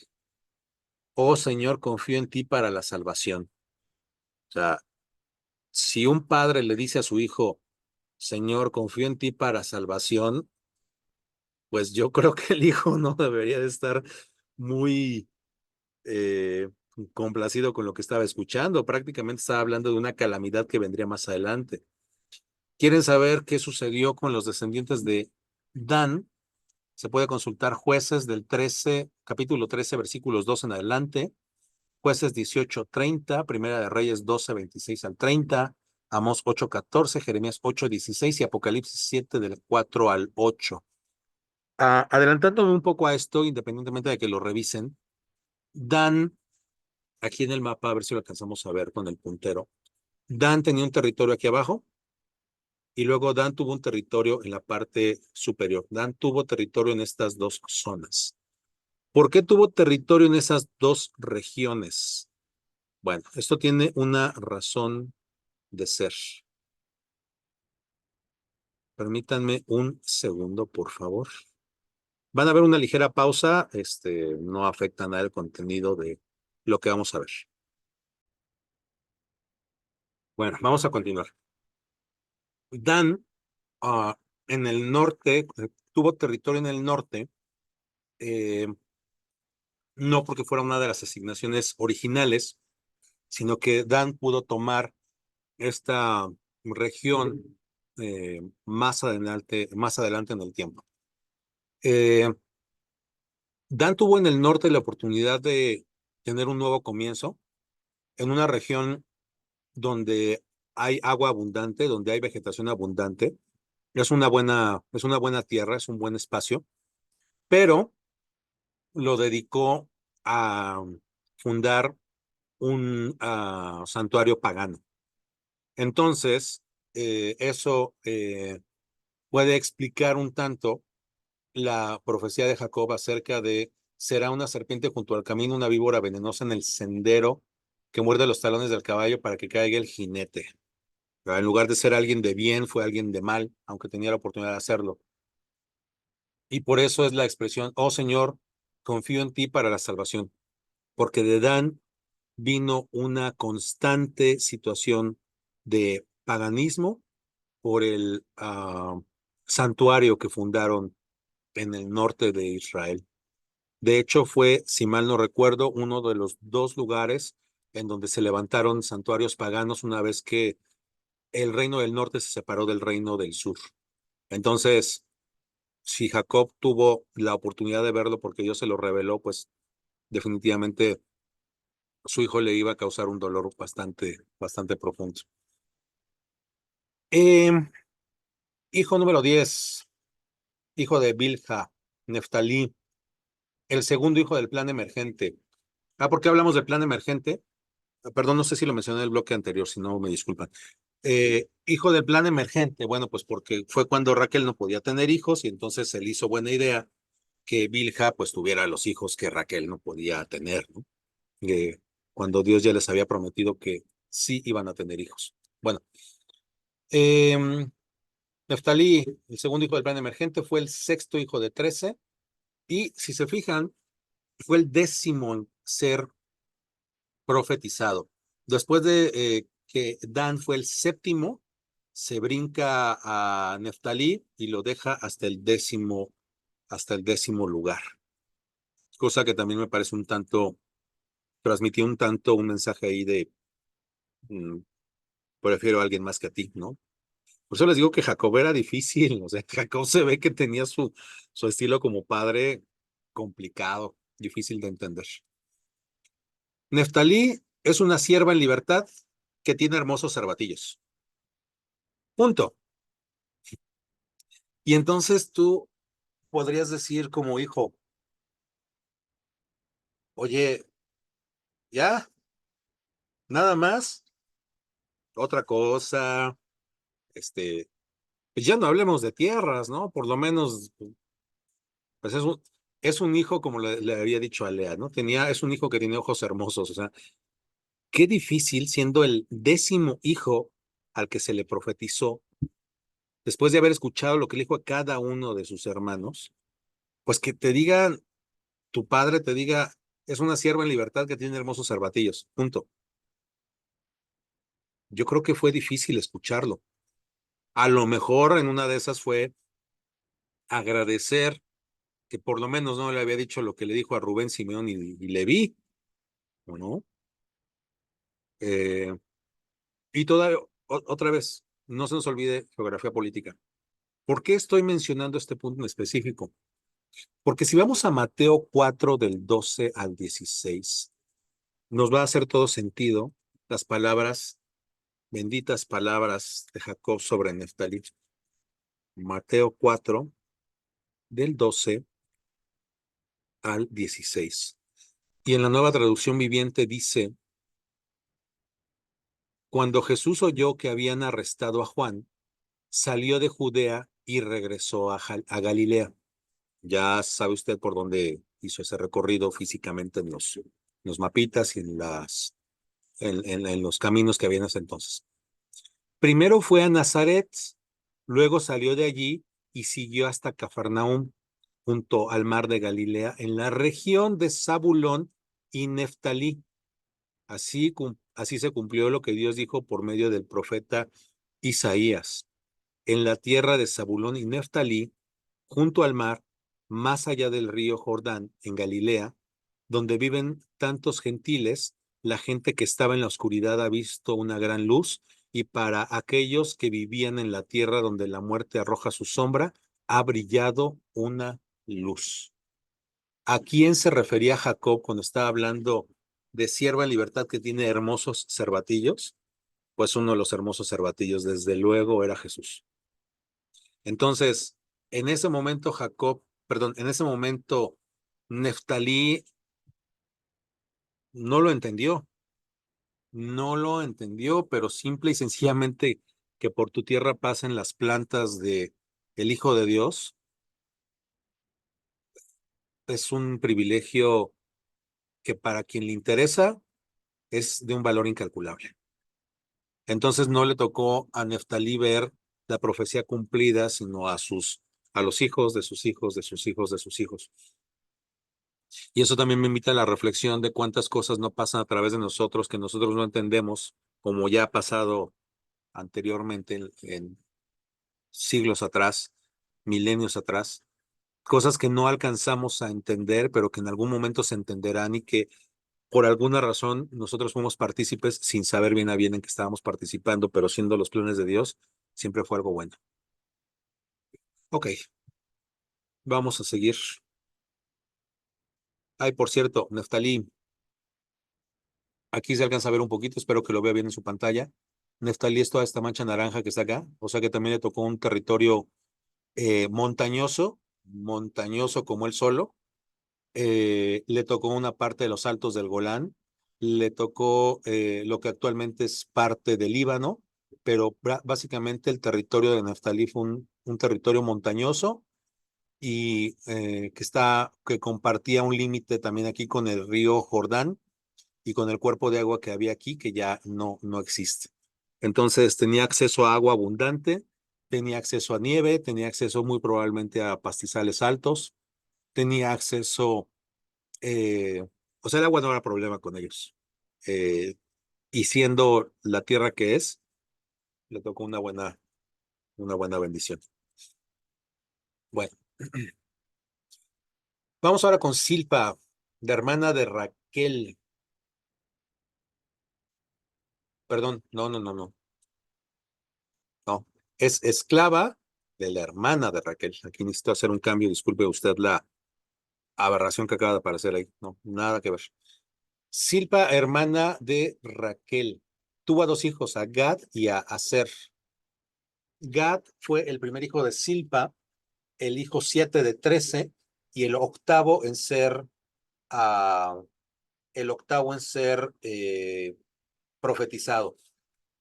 Si tenemos ahí que fue el octavo y en realidad fue el hijo 7, pues ahí ya tenemos un tema en que también a Gad pues se lo brincó Jacob, puso a alguien antes en su lugar. Eh, ok, Génesis 49:19 dice, Gad será atacado por bandas saqueadoras, pero él las atacará cuando ellas se batan en retirada. Donde tenemos un testimonio de que esto sucedió en Primera de Crónicas 12:14 y en Jeremías 49:1. E insisto, no necesariamente es que le haya pasado a Gad o a alguna de estos hijos con los que estaba hablando, sino que pudo haber sucedido con algún representante de esa tribu o con alguna micro tribu que formaba parte de la macro tribu de Gad, por ejemplo, en este caso. Aser, el segundo hijo de Silpa, fue el hijo 8 de 13 y el noveno en ser profetizado. En Génesis 49:20 dice, Aser cenará manjares deliciosos y producirá comida digna de reyes.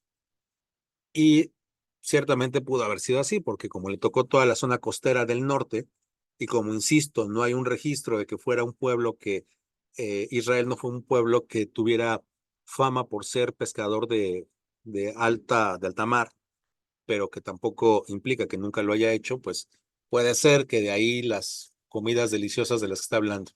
Podemos ver parte de esto en Deuteronomio 32:24, pero realmente son de las tribus de las que poco sabemos.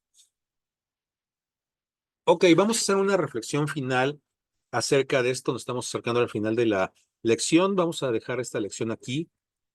Pensé que íbamos a seguir con alguien más, pero vamos a quedarnos con los filisteos solamente.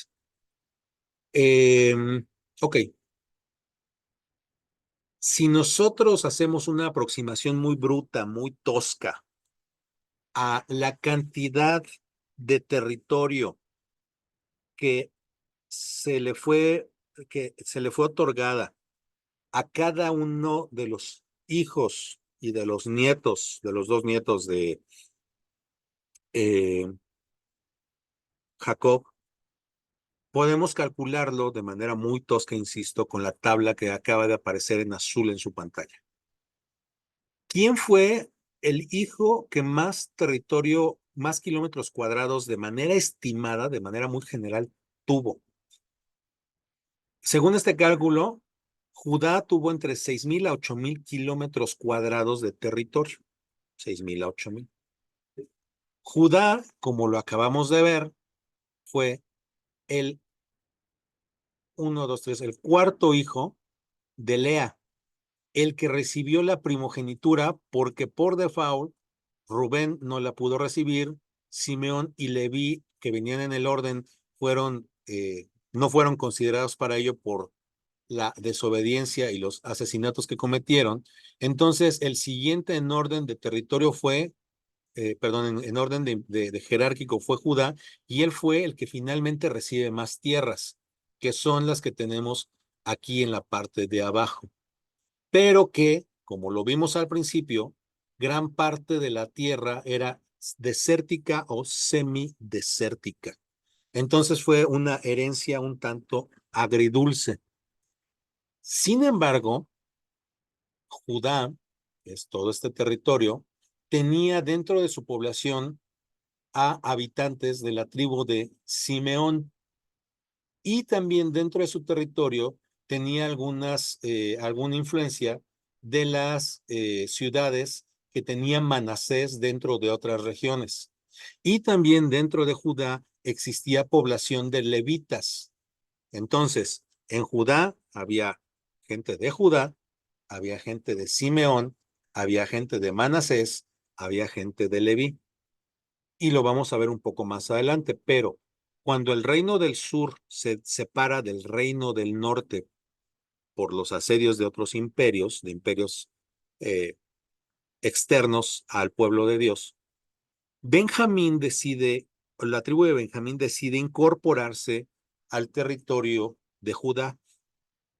Entonces, cuando se habla acerca de la dispersión de las tribus de Israel, generalmente se piensa que la que sobrevivió fue solamente Judá.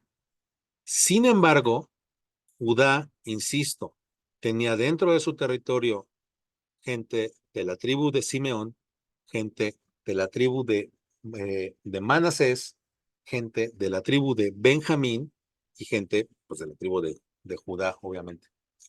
Entonces, Judá se convirtió con todo y que no era el territorio con el mejor clima, ni con las mejores aguas, ni con la mejor tierra, que era gran parte desierto, que tenía una economía un tanto delimitada por sus características geográficas y por los caminos que transitaban a través de ella.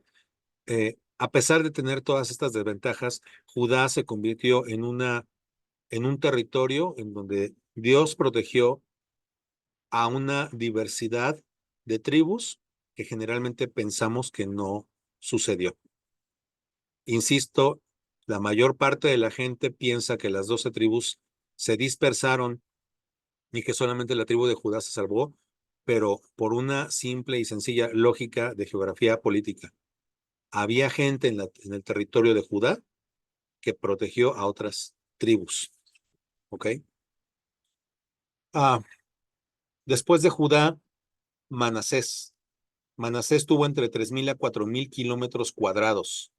Y después de Manasés, Efraín. Efraín tuvo entre 2,000 y 3,000 kilómetros cuadrados. Es decir, Judá, Manasés y Efraín fueron los que recibieron la mayor extensión de territorio. Regresemos con las preferencias de Jacob acerca de sus hijos. ¿Quién fue el que recibió la primogenitura?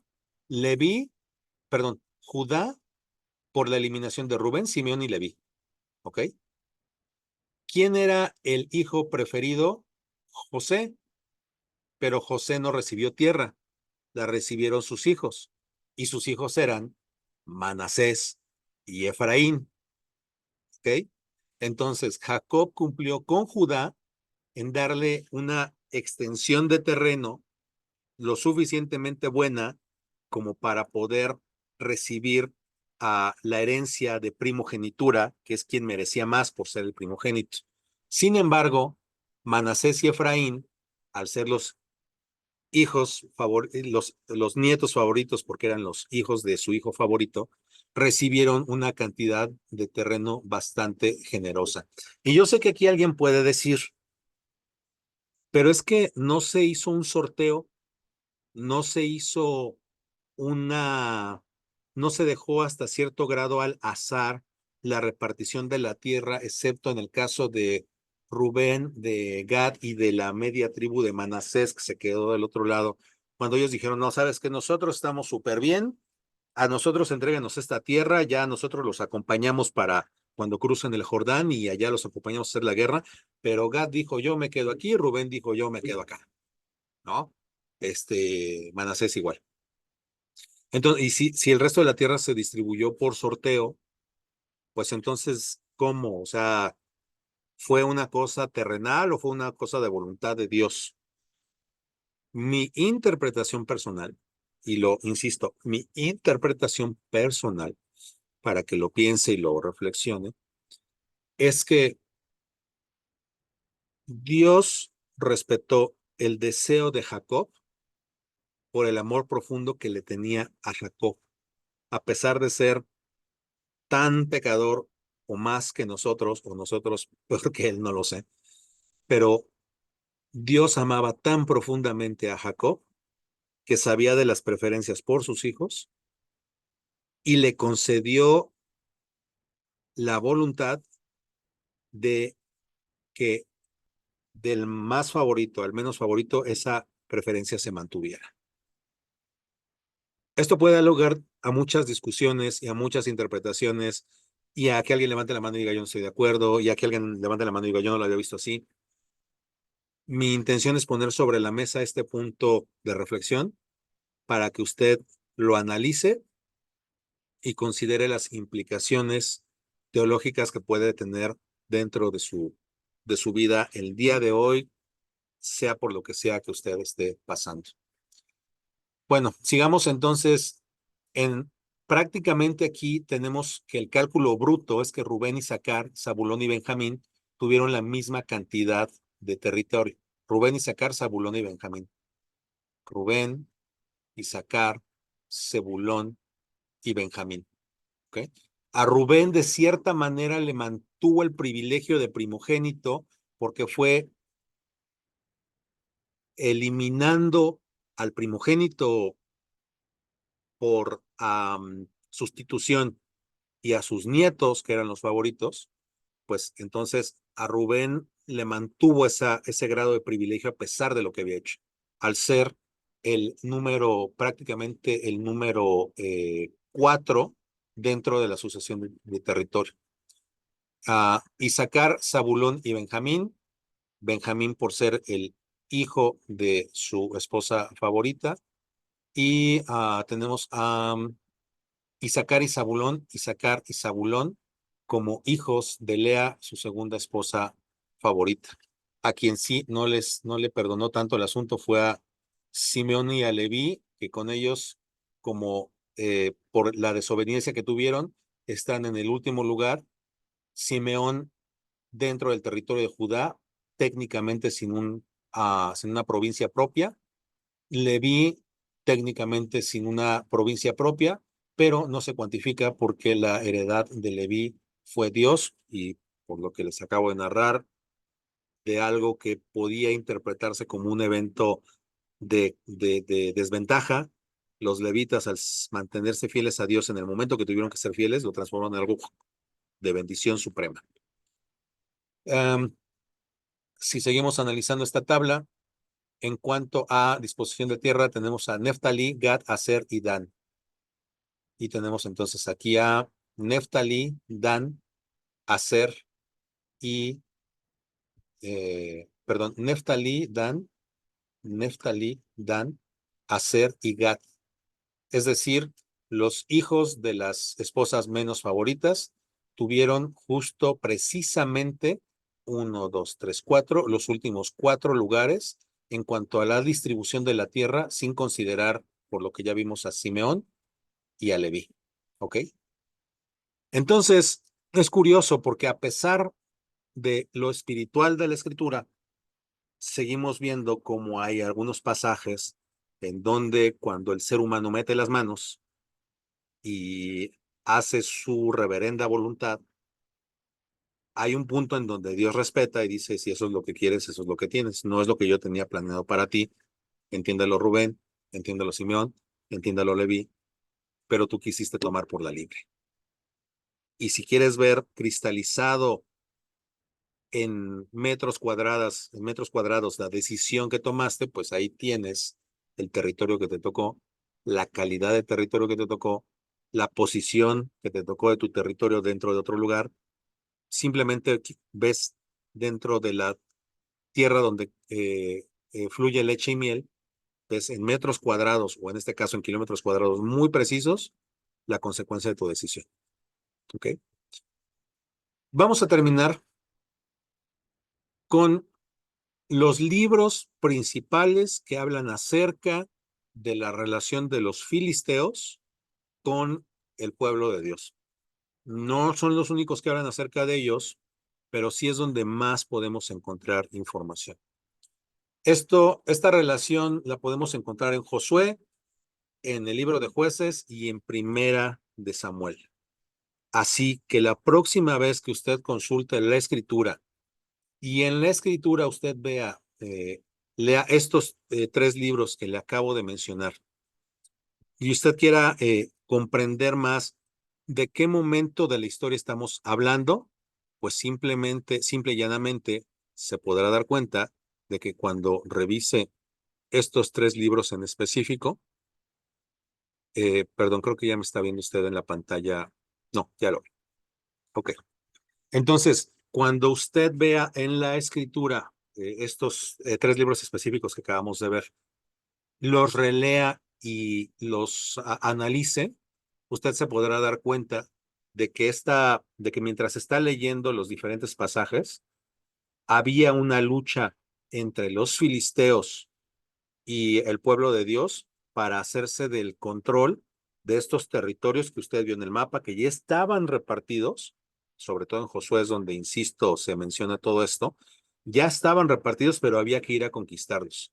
Y si bien es cierto que en ese lugar había cananeos, jebuseos y la cantidad de pueblos que le acabo de comentar, el pueblo que mayor resistencia oponía al pueblo de Dios desde un punto de vista militar fueron los filisteos, con los cuales el pueblo de Dios en algún momento a través de Abraham llegó a tener algún contacto de cierta relación comercial, de cierta relación tensa pero pacífica, pero finalmente las cosas se iban a descomponer más adelante. Bueno, le agradezco mucho su atención, gracias por haber llegado hasta este punto de la grabación. Nos quedan pendientes, como ha visto, 9 capítulos más y 3 resúmenes cortos para hacer una conclusión de lo que veamos en los siguientes 9 capítulos.